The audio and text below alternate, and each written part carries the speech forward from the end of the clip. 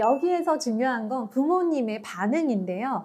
그 기사가 흘러나왔을 때 뭔가 오늘 아이가 알았으면 좋겠다라는 생각되는 그런 중요한 어휘들을 엄마 혼자 중얼중얼 하는 거예요.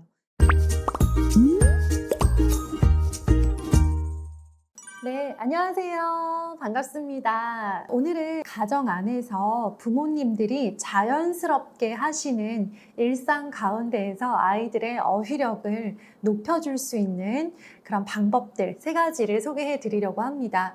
아이들의 어휘력은요, 잘 아시겠지만 무조건 다다익선입니다. 학년과 상관없이 이 아이 각자 개개인의 어휘력이 충분히 넉넉히 쌓여서 되도록 더 어린 시기, 더 낮은 학년에서 성인 수준의 어휘력에 가까이 갈 수 있으면 좋겠다라는 목표를 잡으시고요.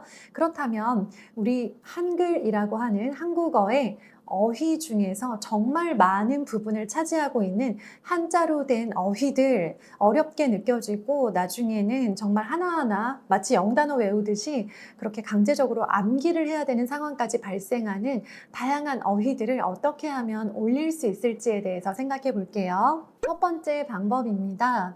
아이들과 대화를 많이 하시는데요.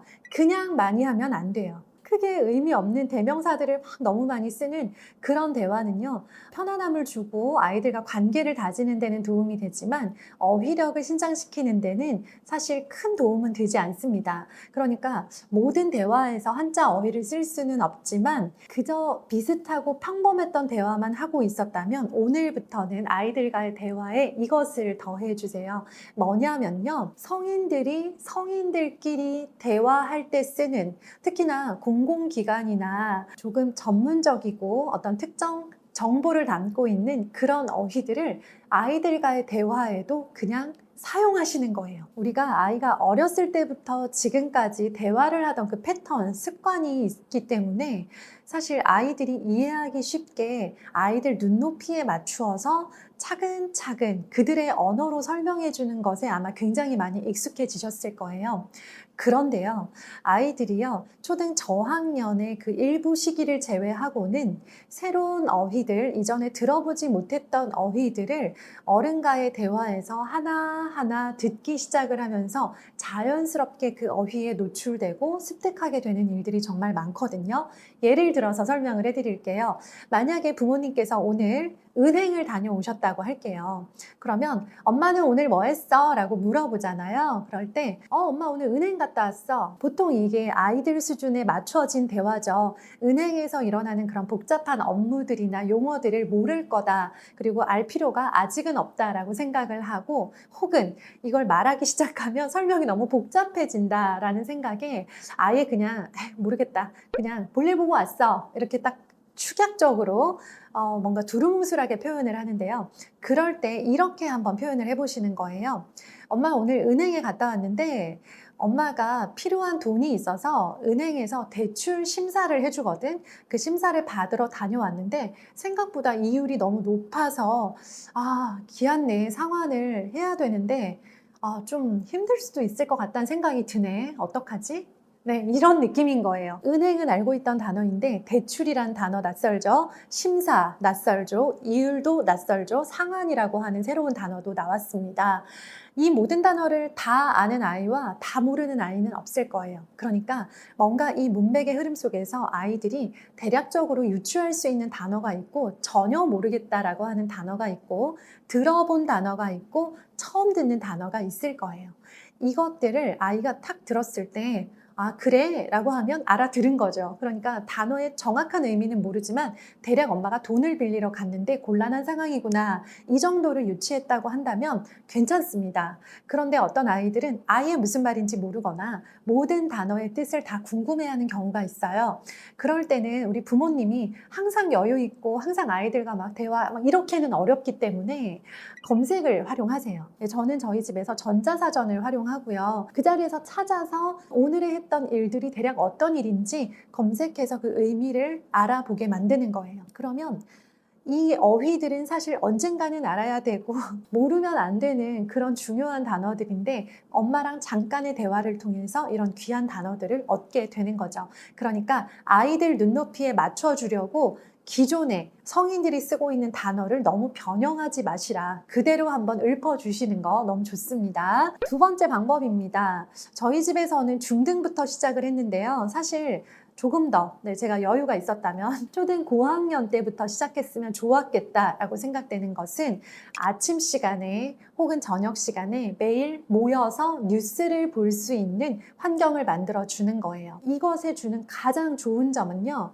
알아야 되는 어휘들이 계속 나오는데 뉴스에서 자연스럽게 흘러나오는 특정 기사를 보고만 있어도 새로운 어휘들이 계속 등장하고 아, 이 어휘도 모르겠구나 혹은 이 정도는 알겠구나 라고 하면서 아이의 어휘 수준에 대해서 짐작할 수 있는 그런 아주 좋은 도구가 된다는 거예요. 예를 들어 볼게요. 정치 분야에서 이런 기사를 볼 수 있어요. 오늘 여야 원내대표가 회동을 한다고 합니다. 회동하여 여야 의정 협의체에 관해 논의할 예정입니다. 라는 이런 느낌의 뉴스들 너무나 자주 보고 계시죠. 자, 그러면 이걸 딱 보시고는 정치인들은 왜 싸워? 이렇게 만나서 또 싸우는 거 아니야? 나의 감정을 표현하는 피드백들로 끝내지 마시고요. 여기에서 중요한 건 부모님의 반응인데요. 그 기사가 흘러나왔을 때 뭔가 오늘 아이가 알았으면 좋겠다라는 생각되는 그런 중요한 어휘들을 엄마 혼자 중얼중얼 하는 거예요. 제가 이런 기사를 봤을 때 했던 행동이 뭐냐면 여당의 원내대표가 누구더라? 애는 모르죠. 사실 저도 잘 몰라요. 그런데 여당의 원내대표가 누구더라? 라고 부모님이 이렇게 혼잣말을 해주잖아요. 그러면 아이들이 그걸 듣고 갑자기 생각을 해요. 여당은 뭐고 원내대표는 무엇일까? 그리고 그 사람은 누구일까? 아무도 모르는 내용이고 아무도 선뜻 대답할 수는 없지만 여당의 원내대표라고 하는 어떤 존재 그리고 그런 어휘에 대해서는 모두가 다들 인식을 하게 만드는 거죠. 그리고 의정협의체라는 그런 새로운 용어가 등장을 했잖아요. 그럴 때는 그걸 우리가 하나하나 설명해 줄 수도 없을 뿐더러 저희 집은 아침밥을 먹을 때 뉴스를 틀어놓고 먹었기 때문에 그걸 하나하나 막 뜻을 풀이해가며 검색해가며 할 여유는 없었어요. 그런데 여기서 그래도 의정활동을 열심히들 하네 하면서 그 비슷한 용어인데 어떤 내가 실제로 쓸 법한 용어들로 살짝 변형을 해서요. 의정활동에 열심히 하는 국회의원도 되게 많아 하면서 애들은 대답을 안 해요. 초등학교가 아니라 중학교 때였기 때문에 아이들은 이미 대답하지 않고 그냥 듣고만 있는데 밥 먹으면서 듣지만 그것들도 역시나 아이들의 어휘력을 신장하는 데 큰 도움이 되었습니다. 세 번째, 성인들의 대화를 흘려듣게 해주세요. 아이들이 부모님들 대화 혹은 어른들끼리 대화를 듣고 있으면 넌 듣지 마. 방에 가서 공부해. 저기 가서 놀아. 이거 어른들끼리 대화야. 하면서 계속 막으시는데요. 아이가 들어도 되는 대화이고 아이가 툭툭 끼어들지만 않는다면 옆에서 듣는 것 자체는 너무 뭐라 하지 마시고요. 아이들이 관심 없어서 그냥 아예 듣지 않고 있는다 하더라도 아이들이 옆에 있는 상황에서는 의도적으로 부모님들이 어른들의 어휘가 많이 섞여 있는 그런 이야기들을 나누어 보시는 것도 추천을 드려요.